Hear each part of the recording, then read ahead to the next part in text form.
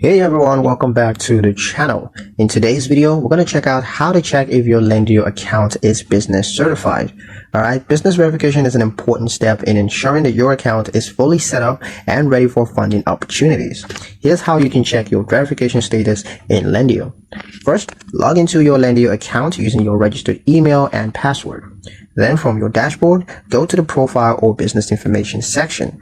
There you want to look for a tab or label that says verification status or business verification. If your account is verified, you're going to see a verified badge or confirmation message.